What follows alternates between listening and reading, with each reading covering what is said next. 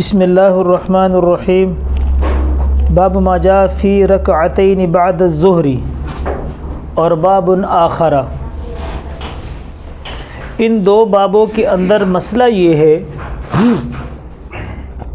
کہ اگر کسی آدمی نے ظہر سے پہلے 4 رکعت سنتیں نہیں پڑھی، مثلا ایسے وقت میں مسجد میں آیا کہ جماعت کھڑی ہے یا جماعت تو ابھی کھڑی نہیں ہوئی لیکن نہ 4 کا وقت ہے نہ 2 کا وقت ہے، وقت ہی بڑا قلیل ہے، کم ہے۔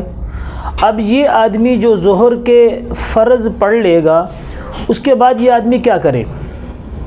اس کے بعد یہ آدمی جس نے ظہر سے پہلے 4 رکعت سنتیں نہیں پڑھی، یہ ظہر کے فرض پڑھنے کے بعد کیا کرے؟ تو اس کے بارے میں جو مفتابہی قول ہے وہ یہ ہے کہ یہ پہلے 2 رکعت جو سنت کی فرض کے بعد ہیں، جو فرض کے بعد 2 سنتیں پڑھی جاتی ہیں، ان کو پہلے پڑھے۔ ان کو کیا پڑھے؟ پہلے پڑھے۔ اس کی 2 وجوہات ہیں۔ وجہ اول، پہلی دلیل تو یہ ہے کہ جن کا وقت تھا ظہر کے فرض سے پہلے پڑھنے کا، وہ تو ایک حساب سے اپنے وقت سے فوت ہو گئی، وہ تو اپنے وقت سے۔ لیکن یہ مسئلہ یاد رکھیں، یہاں کچھ لوگوں کو یہ شائبہ پڑا ہے کہ یہ قضا ہو گئی ہیں اور ظہر کے بعد ان کو پڑھنا ہی نہیں ہے۔ یہ غلط مسئلہ ہے، کیونکہ اب جب دونوں بابوں میں دونوں حدیثیں بیان کریں گے کہ یہ قضا نہیں ہوئی، اپنے وقت سے فوت ہوئی، یعنی 4 رکعت سنت کا وقت ظہر کے فرضوں سے پہلے تھا، اب یہ فرضوں کے بعد ہو گیا، صرف اپنے وقت سے آگے پیچھے ہوئی ہیں، قضا نہیں ہوئی۔ جب تک ظہر کا وقت ہے یہ قضا نہیں ہے۔ اب یہ پہلے 2 رکعت پڑھے گا، پہلی دلیل کہ 4 تو اپنی جگہ سے ویسے ہی ہٹ گئیں، تو 2 کو کیوں ہٹا رہا؟ بھئی جب جو گاڑی نکل گئی ہے، جو گاڑی آپ سے چھوٹ گئی ہے، تو دوسری کیوں چھوڑ رہے ہو؟ اب ایک تو 4 اپنے وقت سے بے وقت ہو گئی ہیں، تو ان 2 کو تو اپنی جگہ میں پڑھ لو نا، ایک دلیل۔ دوسری دلیل یہ ہے کہ آپ نے پیچھے جماعت ثانی کے اندر ہم نے آپ کو بتایا تھا کہ جیسی نماز پڑھی جائے اس کے مشابہ دوسری نماز نہ پڑھی جائے۔ مثلا اب 4 رکعتیں فرض پڑھ لی اور یہ یہی 4 پہلے پڑھے گا، اور کسی نے کوئی امام ایسا تھا کہ جو ظالم اور جابر تھا، اس کو کہہ دیا کہ بھئی اس نے آپ کے فرض کے بعد پھر 4 پڑھی ہیں، گویا اس نے نماز کو قضا کیا ہے، آپ کے پیچھے پڑھی ہوئی نماز کو قضا کیا، تو بیچارے کی شامت آ جائے گی۔ اس لیے شریعت نے یہ بتایا ہے کہ جیسے فرض پڑھے جائیں اس کے مشابہ فرض نہ پڑھے جائیں۔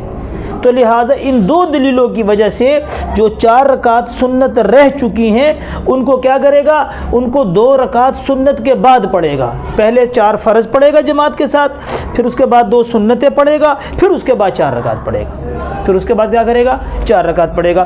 اب اس کی دلیل کیا ہے؟ اما عائشہ رضی اللہ تعالیٰ فرماتی ہیں کہ حضور کان اذا لم یصلی 4 قبل الظہر صلاہن بعدہا، کہ جب حضور علیہ الصلوۃ والسلام ظہر سے پہلے 4 رکعت سنتیں نہیں پڑھتے تھے، نہیں پڑھ سکتے تھے، تو ظہر کے بعد آپ ان کو پڑھتے تھے، ان کے بعد آپ ان کو پڑھتے تھے۔ تو اب یہاں پر یہ تو نہیں ہے کہ آپ پہلے 2 پڑھتے تھے یا 4 پڑھتے تھے، لیکن یہ جو لوگ کہتے ہیں کہ بھئی یہ قضا ہو گئی ہیں، اس کو فرض سے پہلے پڑھنا تھا، جو فرض سے پہلے نہ پڑھ سکا تو گئی، یہ ان کے خلاف ہے کہ حضور علیہ السلام ظہر کی سنتیں اگر جماعت سے پہلے نہیں پڑھتے تھے تو بعد میں پڑھتے تھے۔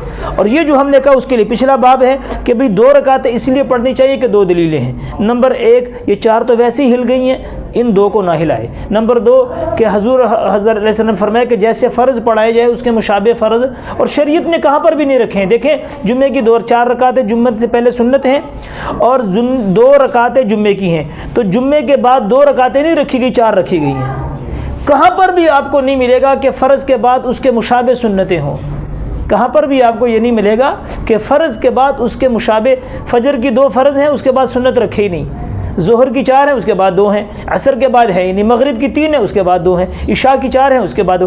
تو شریعت نے فرض کے بعد کہیں بھی اس کے مشابہ سنت اور نفل نہیں رکھے، اس لیے کہ کوئی اس سے دھوکہ نہ کھا لے اور کوئی ظالم جابر امام ایسے وقت کا ہو کہ وہ اس کو کوئی شکایت لگا دے تو بیچارے کی شامت آ جائے گی۔